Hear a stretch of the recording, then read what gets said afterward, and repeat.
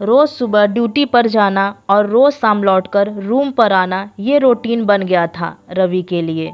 हालांकि रूम से फैक्ट्री ज़्यादा दूर नहीं था, तकरीबन 10-15 मिनट का रास्ता था। रवि उत्तर प्रदेश का रहने वाला है और करीब 2 सालों से यहाँ नोएडा में एक प्राइवेट फैक्ट्री में काम कर रहा है।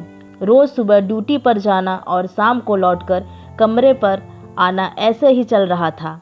एक शाम जब रवि ड्यूटी से ऑफ होकर जैसे ही फैक्ट्री से निकला, कमरे पर जाने के लिए उसने देखा कि बाहर जोरों की बारिश हो रही है।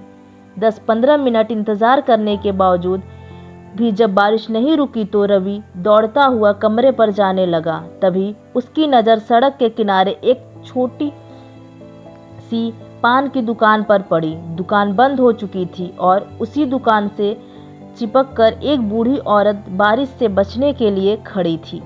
फिर भी वह भीग रही थी और ठंड से कांप रही थी, क्योंकि बारिश के साथ साथ ठंडी हवा भी चल रही थी। न जाने रवि के दिमाग में क्या ख्याल आया, वह रुका और उस दुकान की तरफ बढ़ने लगा। रवि ने उस औरत से पूछा, माँ जी, आप कौन हो और इतनी बारिश में यहाँ क्या कर रही हो?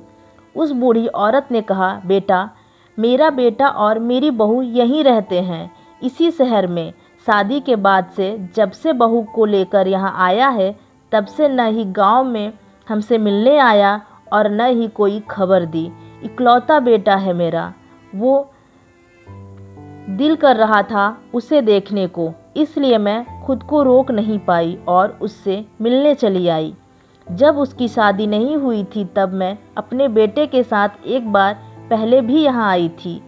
वही मुझे लेकर आया था। कहता था, माँ, खाना बनाने में दिक्कत होती है, चल तू मेरे साथ ही रहना।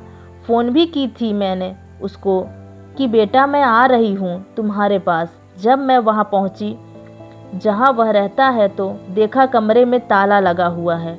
लोगों से पूछने पर पता चला कि वह बहू को लेकर उसके मायके गया है। बहू की माँ की तबीयत खराब है, उसे ही देखने गया है।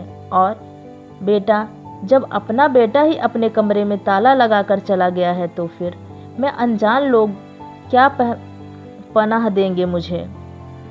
इतना सुनते ही रवि के मुंह पर अनायास ही निकल पड़ा, कैसा बेटा है, अपनी माँ को इस हालात में छोड़ सास को देखने गया है।